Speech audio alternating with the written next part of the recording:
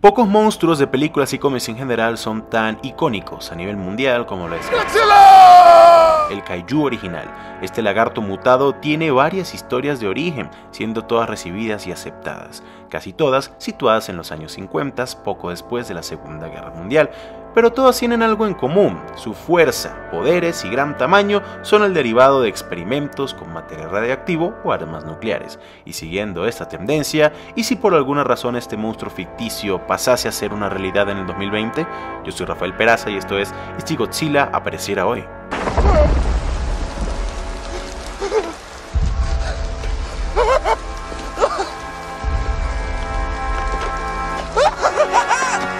Recuerden que la idea de este video es solo entretener. Estamos creando una historia donde un lagarto radioactivo gigante con poderes sobrenaturales y que desafía las leyes de la física existe. Así que si hay algún dato o momento de la historia que cambia, y es poco probable, no se lo tomen tan a pecho y traten de disfrutarla de la historia. En este video solo plantearemos la existencia de Godzilla y no de ningún otro monstruo. Además, este fue creado por radiación y experimentos en vez de haber sido despertado. En esta realidad alterna, la primera aparición de Godzilla no se situaría en Japón, ya que este es un país que, aunque depende de energía nuclear para saciar sus necesidades energéticas, las condiciones no son las más adecuadas para el monstruo en cuestión. Buscando un lugar con una apariencia similar y con contacto humano muy reducido, podríamos hablar perfectamente de Chernobyl. Así es, en esta realidad alterna la Unión Soviética estaba experimentando con proyectos de mutación y desarrollo de armas biológicas, pero en 1986 una fuga de especímenes puso en jaque dicha operación, y con el gran miedo que representaba que los experimentos se escaparan, los científicos no vieron otra opción más que autodestruir los laboratorios usando la planta nuclear. Y luego de esto, los soviéticos harían parecer que el desastre de Chernobyl fue un accidente. Pero lo que el Kremlin no sabía es que no todas las criaturas que habían en el laboratorio estaban muertas. Luego de la catástrofe, el riesgo tanto nuclear como de que algún espécimen sobreviviera aún era muy grande, y así fue como se decidió construir el sarcófago, una inmensa estructura de hierro y concreto diseñada no solo para mantener el exceso de contaminación de la explosión, sino para encerrar y matar de hambre a cualquier tipo de cosa que haya sobrevivido.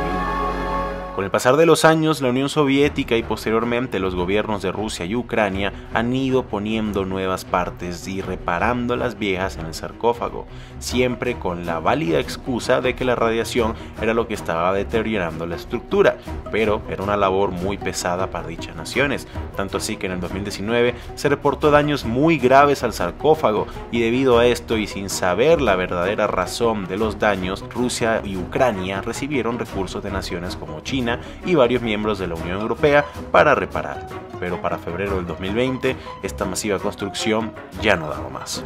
Cuando la construcción cae, se revela un lagarto gigante y con una fuerza increíble. Este se abre paso entre la vegetación y las ruinas de Pripyat y comienza a dibujar su recorrido de destrucción. Aunque este escapa, termina siendo fotografiado ya sea por personas aledañas a la zona o por satélites en el espacio. El gobierno ruso detecta en sus radares una enorme entidad y rápidamente se dan cuenta de lo que estaba pasando. No saben exactamente a qué se enfrentan, ya que aunque radares de ondas sonoras detectan una gran figura, el exceso de radiación que emana la bestia deja en mal estado a todo tipo de aparato que trata de detectarlo. Pero aún así el Kremlin manda un escuadrón de Sukhois para interceptarlo. Pero esto sería totalmente inútil. La radiación dañaría los instrumentos de los jets apenas estos entraran en un rango cercano, y casi todos los misiles lanzados no daban en el blanco, y los que sí lo lograban no causaban ni un simple rasguño.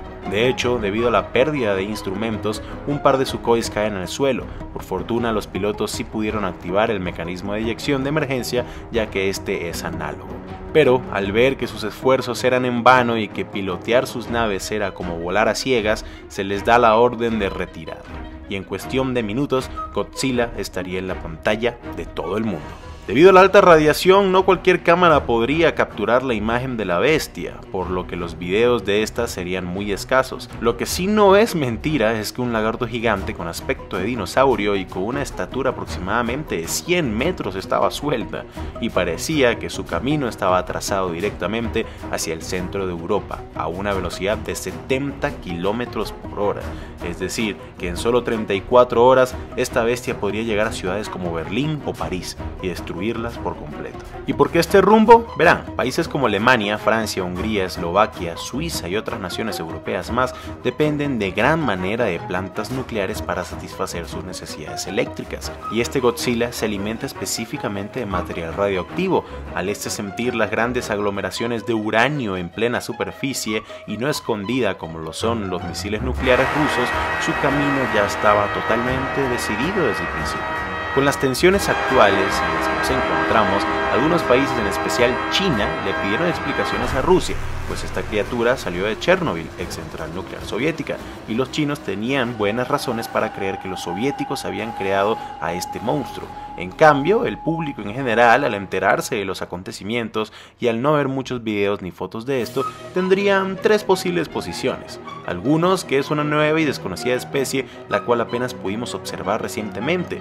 Otros podrían generar teorías conspirativas, alentando a que la URSS o Estados Unidos crearon a esa criatura que se les salió de control, y unos pocos también dirían que es una farsa. Porque no importa cuánto algo pueda demostrar que es un peligro inminente, siempre va a haber gente que negará que debemos hacer algo al respecto.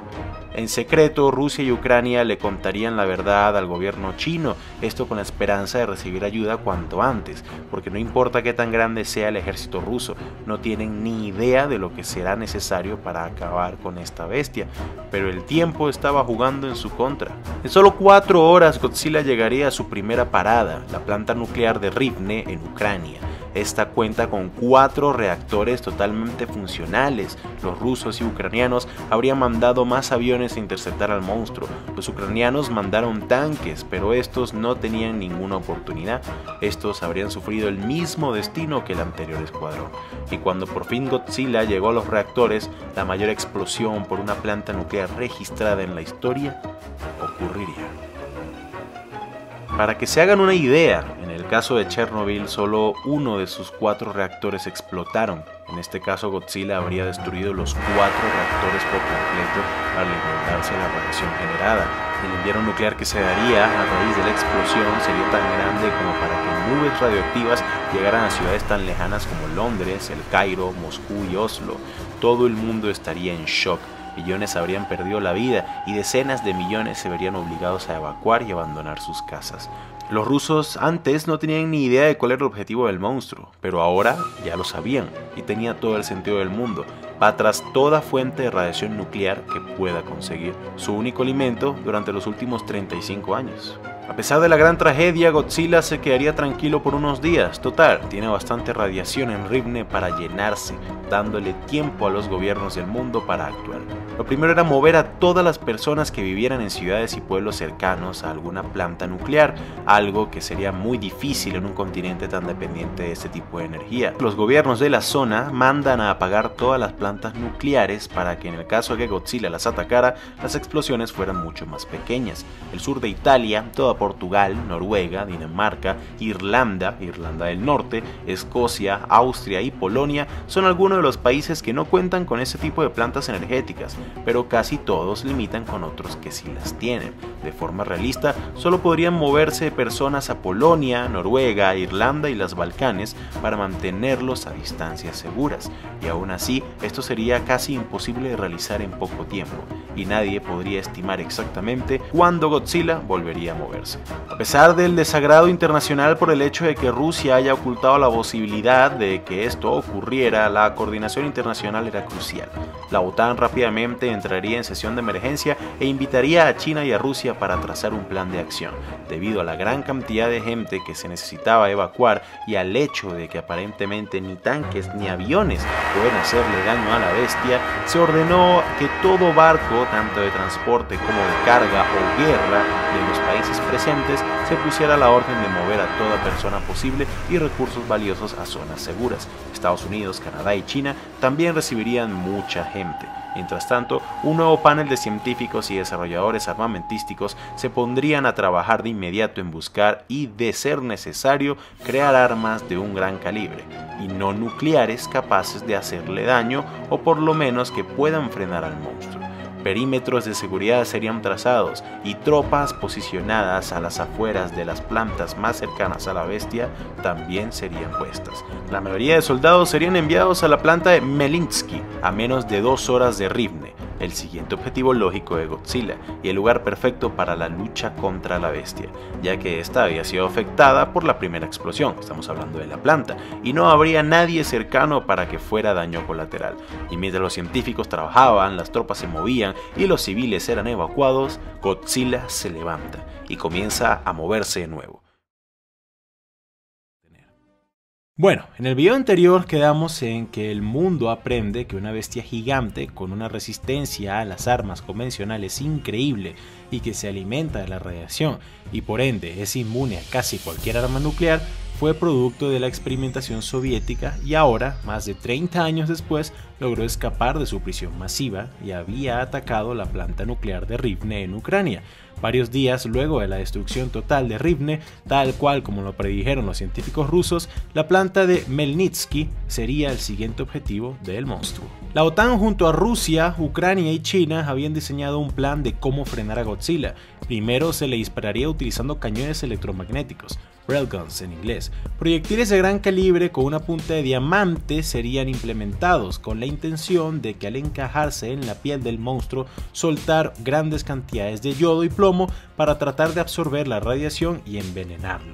El yodo tiene propiedades que absorben casi cualquier tipo de radiación, pero solo en cantidades pequeñas, y el plomo aísla dicha radiación. 80 cañones fueron construidos en cuestiones de días y enviados todos a Ucrania.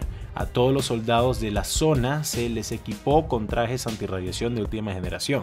Pastillas con altas concentraciones de yodo también se les fueron entregadas. Y si estas medidas no funcionaban, a pesar de mucho debate, se decide que ojivas tácticas nucleares se dispararían contra Godzilla. Estas ojivas no son sino una fracción del tamaño y la peligrosidad de un arma nuclear convencional, pero a pesar de ser nucleares, su mayor daño se da es por la explosión y la fuerza generada por esta.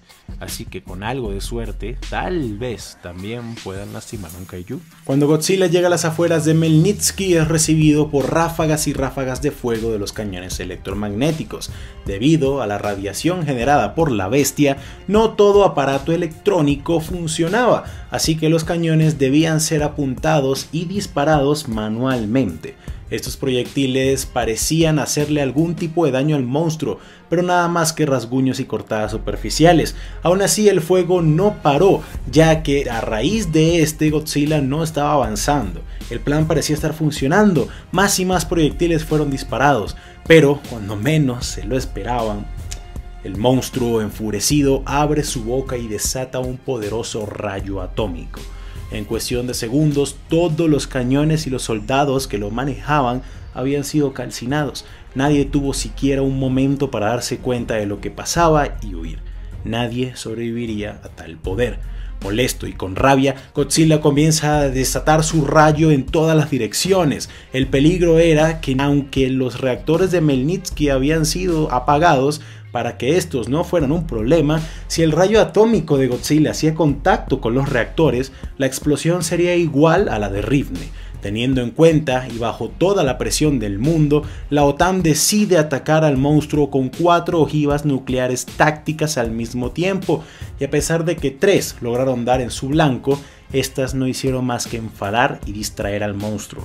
Ningún daño aparente al parecer. Y ahora, sin cómo frenarlo ni personal militar en la zona, con su potente rayo atómico Godzilla destruye todos los reactores de Melnitsky.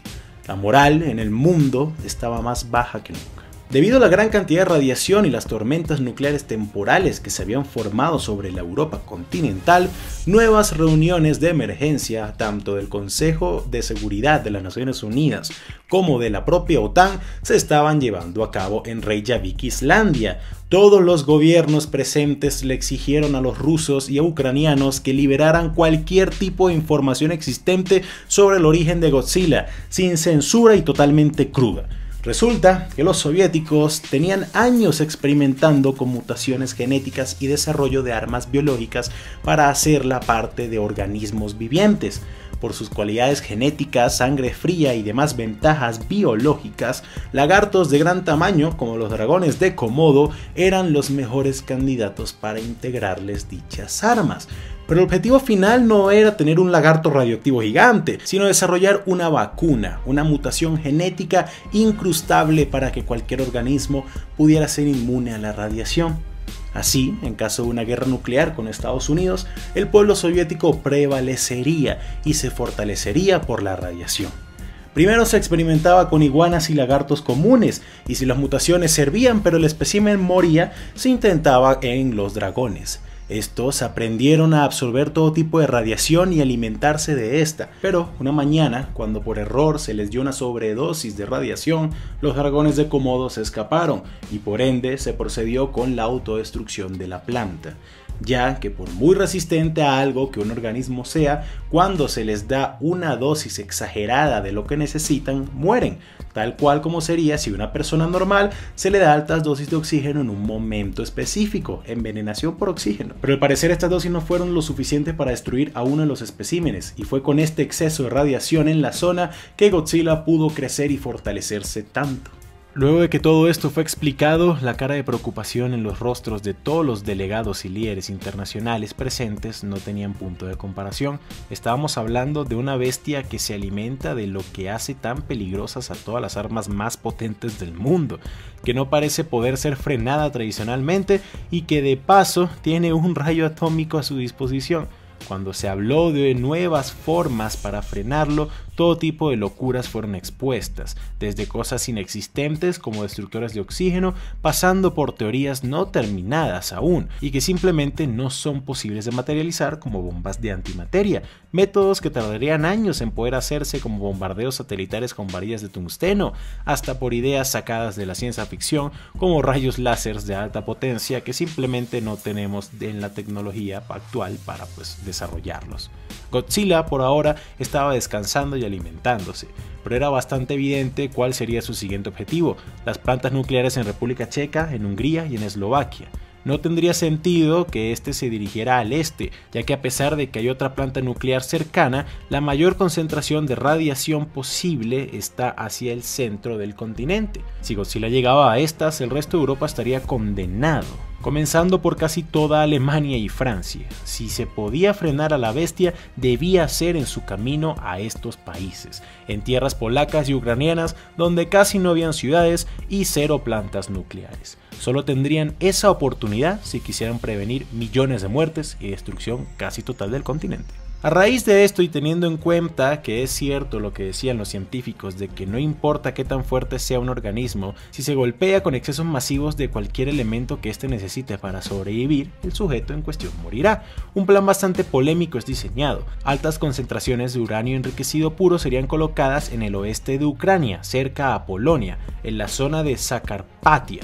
Godzilla sería atraído por esta, pero nunca había ingerido uranio en su estado más puro, en su estado original, y al no saber parar y pensar que no puede ingerir todo lo que tiene en su disposición, sería muy probable que a las pocas horas su organismo comience a envenenarse y a rendirse, y pues finalmente caería. Y si esto no pasa, 3 bombas SAR, las más poderosas jamás construidas y con un poder letal casi inimaginable, estaban siendo construidas en Siberia en secreto por el gobierno ruso en caso de ser necesarias, lo que significaría la destrucción total de Europa y un invierno nuclear en todo el mundo fatal. Pero resulta que mientras Godzilla reponía fuerzas y se alimentaba de la radiación de Melnitsky, un equipo especial de soldados ucranianos se habían infiltrado en la zona y recuperaron una de las balas de los cañones electromagnéticos que habían estado clavadas en Godzilla, pero que se desprendieron cuando este fue atacado con las ojivas nucleares tácticas. Dicho escuadrón arriesgó su vida sabiendo su inminente final para escabullirse en la noche y retraer la bala en total silencio. Casi todos los soldados estaban hospitalizados por exceso de radiación y seguramente tendrían una muerte muy lenta, pero habían cumplido con su misión. El yodo en la bala logró absorber parte de la radiación emitida por Godzilla. Por fin una buena noticia, creyeron muchos de los líderes, pero los científicos rusos presentes no estaban tan entusiasmados. Que el yodo haya absorbido parte de la radiación no significaba que si se aumentaba la dosis, Godzilla se debilitaría. Tal vez esto lo que haría sería incluso darle más hambre y enfurecerlo, pero que existiera una posibilidad de frenar al monstruo y que de paso sea sin tener que bombardear o exponer a todo el continente a grandes cantidades de radiación, pues países como Francia, Alemania, España, el Reino Unido y casi todos los demás europeos presentes estaban convencidos de que valía la pena intentarlo. Pero lo que el optimismo del momento les cegaba a estos líderes es que si el plan fallaba o tardaba mucho en dar resultados, pues el fin de Europa estaba casi asegurado. Por eso mismo es que los rusos y chinos, e inclusivemente los Estados Unidos, estaban a favor del plan del uranio puro para frenarlo. El problema era que todos debían estar a favor y que solo uno de los planes podía realizarse, ya que si se les exponía a grandes cantidades de radiación a la bestia, pues el yodo revertiría los efectos. Y si se le daba mucho yodo, pues más radiación haría que todo fuese en vano. Así que una decisión debía ser tomada lo antes posible, y en especial porque ya Godzilla mostraba ganas de volver a moverse. Dos opciones claras estaban sobre la mesa, una siendo el total opuesto a la otra, o darle una sobredosis de uranio enriquecido a la bestia, esperando que se envenene por los excesos de este mineral, o darle yodo, esperando que las proporciones de absorción de la radiación de este elemento debiliten lo suficiente al kaiju como para darle un golpe de gracia. La opción del envenenamiento por radiación era la más adecuada según los científicos presentes, sabiendo que el daño ambiental podría ser bastante grave. Pero los políticos presentes, en especial aquellos de países europeos en la línea de fuego, estaban más convencidos por la opción del yodo. Pero la verdadera pregunta es, ¿cuál de las dos sería la que usen? Y más importante aún, ¿funcionará? Yo soy Rafael Peraza y esto es ¿Y si Godzilla fuera real? Parte 3.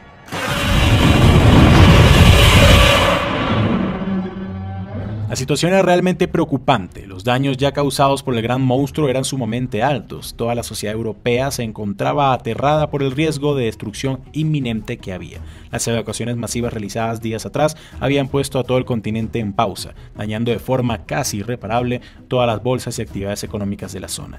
La vigilancia satelital puesta sobre Godzilla advertía de parciales movimientos por parte del monstruo, así que sería solo cuestión de horas para que el rey de los kaijus se levantara y retomara su camino. Y si querían interceptarlo en una zona poco urbanizada y abierta, una decisión debía ser tomada ya mismo.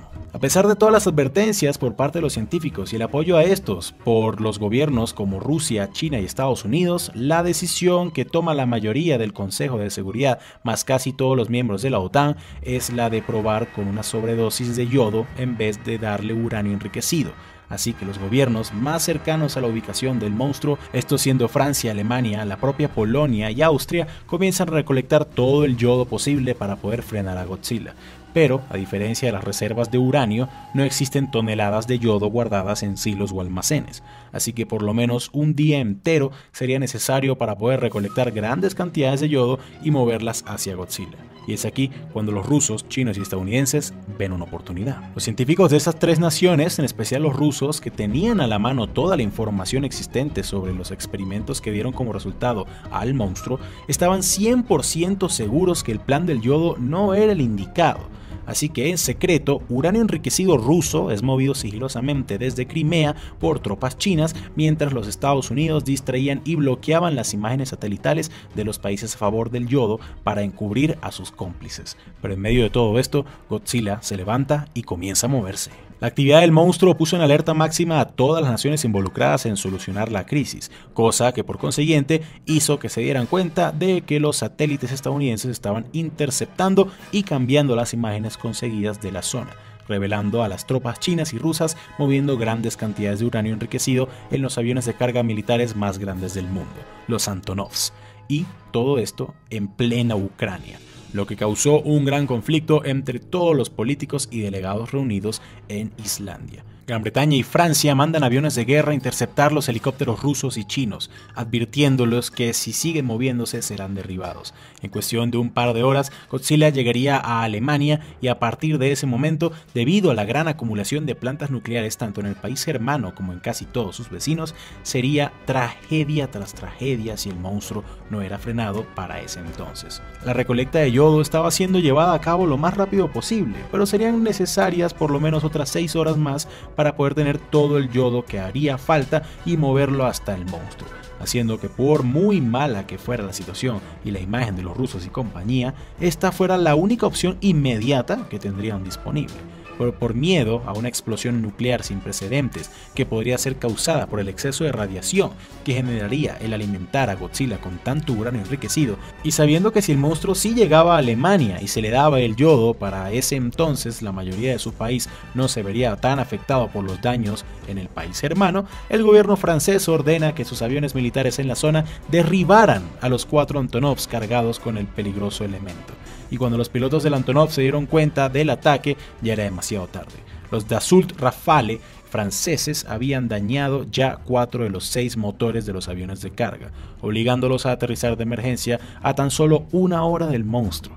No habría forma de que otros aviones vinieran a recoger la carga lo suficientemente rápido como para alcanzar a Godzilla antes de que éste llegara a Alemania, y peleas y amenazas eran lanzadas de nación en nación en la conferencia de emergencia en Islandia. La situación no podía ser peor. No solo era cuestión de un par de horas para que un lagarto radioactivo gigante, capaz de lanzar un rayo atómico desde su boca, llegara a la zona del mundo donde hay más plantas nucleares por kilómetro cuadrado, sino que había una unidad casi inexistente entre nuestros gobernantes y era hasta posible que declaraciones de guerra fueran realizadas. Estresados por la situación y siguiendo las inestables órdenes de su presidente, la delegación estadounidense decide retirarse de la sala, antes dejando claro que no contaran con sus recursos si no era para movimientos de civiles o ayuda humanitaria. Otros países exigían a gritos que Rusia y China fueran expulsados del Consejo por haber desobedecido y desafiado las decisiones democráticas tomadas por la mayoría de los presentes, pero Alemania, respaldada por la República Checa, su vecino del sureste, siendo las que estaban siguientes en la línea para sufrir un destino similar y hasta peor al de Ucrania, se alían inmediatamente con los rusos y chinos, no por gusto, sino porque la única opción inmediata que quedaba estaba estacionada en un aeropuerto en medio de la nada a pocos kilómetros de sus fronteras. Así que los 3 países se retiran de la sala y planean la forma más rápida de cómo recuperar la carga de uranio de los Antonovs y llevarla lo más cerca posible de Godzilla. Y el plan sería el siguiente. Desde la base aérea de Dresden, cerca de la frontera alemana con Polonia, un escuadrón de 15 helicópteros militares de carga serían enviados al aeropuerto de Katowice, donde estaban retenidos todos los aviones de guerra escoltas rusos y chinos con las cargas de uranio y los escuadrones especiales que protegían la carga, todos rodeados y arrestados por tropas francesas e inglesas. Desde Praga, República Checa, el gobierno de este país había enviado más cazas para proteger a los helicópteros alemanes y a sus escoltas en caso de que los franceses y los británicos decidieran de nuevo frenar los intentos de mover el uranio. Y dicho y hecho, son interceptados por unos de estos, y el combate aéreo más grande visto en Europa desde la Segunda Guerra Mundial comienza. En medio del desorden, las tropas rusas y chinas retenidas en Katowice logran neutralizar a sus captores y encerrarlos a todos en un hangar cerrado donde no pudieran salir por su cuenta. Rápidamente los cazas rusos y chinos despegan para ayudar a los helicópteros y a sus escoltas, uniéndose al gran combate. Pero con cada minuto que pasaba, Godzilla se acercaba más y más a la frontera alemana para llegar a las muy nuclearmente industrializadas afueras de Berlín. El reloj estaba en su contra y las alarmas de una posible tercera guerra mundial nunca habían sonado más fuertes que en este momento. pero para ventaja de los alemanes, rusos y compañía, los aviones británicos y franceses estaban solos en la zona. Cualquier tipo de refuerzos tardarían mucho en llegar para ayudarlos, y al darse cuenta que cada vez perdían más aviones por la desventaja numérica que tenían, los comandantes de formación deciden ordenar su retirada. Algunos de los helicópteros habían sido derribados, pero suficientes habían sobrevivido el combate para poder mover todo el uranio y volar a toda velocidad hacia Godzilla. Según las estimaciones de tiempo, podrían interceptar al monstruo a las afueras del ya totalmente evacuado pueblo fronterizo alemán de Gubin, así que el plan era dejar todo el uranio enriquecido al norte de este. Pero cuando estaban a menos de 20 minutos de su destino, de repente todos sus instrumentos de vuelo comienzan a fallar. Godzilla los había olido y ya estaba muy cerca. Los pilotos avistan al gran monstruo acercándose rápidamente a su posición, pero los contenedores de uranio debían ser colocados con cuidado en una superficie estable para no dañarlos, cosa que les tomaría por lo menos unos 5 minutos, así que todos los aviones rusos, alemanes, chinos y checos se disponen a hacer todo lo posible contra la gran bestia mientras volaban sin ningún tipo de instrumento electrónico, haciendo que la maniobrabilidad de las naves fuera sumamente complicada. La gente en todo el mundo había estado a ciegas durante horas, ya que toda transmisión de la situación había sido prohibida por los gobiernos de la zona. Pero un equipo de periodistas polacos habían logrado infiltrarse a las afueras de Gubin para poder filmar todo.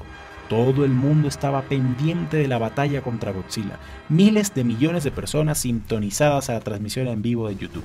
Todos los ojos del planeta puestos en este increíble momento. Y lo peor es que no tenían ni idea de todos los problemas que habían ocurrido entre naciones para ese momento. Para ellos, este era el último esfuerzo de una coalición de países dispuestos a hacer todo lo necesario para frenar a este lagarto gigante. Mientras dejaban listas las cargas de uranio, ya casi todos los aviones de guerra habían sido derribados o destruidos por Godzilla y su potente rayo atómico. Decenas de pilotos que hicieron todo para frenar a la bestia habían perdido la vida. Y cuando todo parecía perdido, el uranio ya estaba listo y toda nave restante es ordenada a abandonar la zona de inmediato. Godzilla comienza a tragar todo el uranio enriquecido que podía, y en medio de la retirada, uno de los helicópteros alemanes detecta a los periodistas. Sabiendo la gravedad de la explosión que podía estar por suceder, este se detiene rápidamente para recoger al equipo de reporteros y continuar la retirada. Y ahora sería solo cuestión de tiempo para ver si el plan de los científicos rusos daría resultado. Un par de horas pasaría y ya el plan del yodo era totalmente inútil, así que lo único que podían hacer los gobiernos del mundo era esperar. Luego de terminarse todo el uranio, Godzilla vuelve y se levanta. Todo el mundo veía desmoralizado cómo el plan había fracasado. Pero luego de solo dar 9 pasos, el gran monstruo cae al suelo. Y al pasar de una media hora de agonía, este cierra los ojos y muere. El plan había funcionado. Luego de hacer análisis detallados del cuerpo de la bestia, se llega a la conclusión de que ésta había fallecido por envenenamiento de uranio, excesos masivos de radiación, incluso para ella. Todo el mundo estaba contento, y para no revelar todos los conflictos internos entre naciones que hubo durante la crisis, todos los gobiernos se ponen de acuerdo para actuar que la última resistencia planteada contra el Kaiju había sido planeada por todos, evitando así una posible tercera guerra mundial, ¿no? Parques memoriales se construirían en honor a todos aquellos que dieron su vida por frenar al monstruo. El cadáver altamente radioactivo de este sería llevado a Siberia, donde sería destruido y enterrado. Y aunque sería muy lenta la recuperación de la normalidad de la cotidianidad de Europa y el mundo como tal, juntos podríamos lograrlo. Y con el pasar de los años, todo tipo de energía y experimentos relacionados con el uranio serían cancelados. O bueno, eso dirían los gobiernos, por lo menos. Espero les haya gustado esta última parte de la trilogía sobre qué tal si Godzilla fuera real. Sé que este no era el tradicional Godzilla, pero pues me gustó darle un toque diferente, tanto en su origen como en sus acciones. Me encantó hacer y terminar esta historia y por fin tener un final feliz en el canal, para por lo menos hacer algo diferente, ¿no? Así que oficialmente declaro como finalizado este escenario hipotético. Quiero agradecer a mis Patreons, Leonardo Aramayo, Josie Freeze, Mario Sencio Torres, Francisco de Cirán, Josué López, José Cortés, Indie Animations, Apo, por en especial a mi pana Fabián Benítez, por apoyar directamente el canal y ayudar muchísimo para que sigamos subiendo la calidad de los videos. Si tú también quieres ayudar directamente, puedes unirte a la lista y convertirte en Patreon. Si eres nuevo en el canal, te invito a que te suscribas para que puedas estar al tanto de cuando publico estos videos, y si compartes esto con más personas, también me estarás ayudando muchísimo. Sin nada más que agregar, yo fui Rafael Peraza, al baúl de los conocimientos inútiles, y que tengan muy pero muy buen día.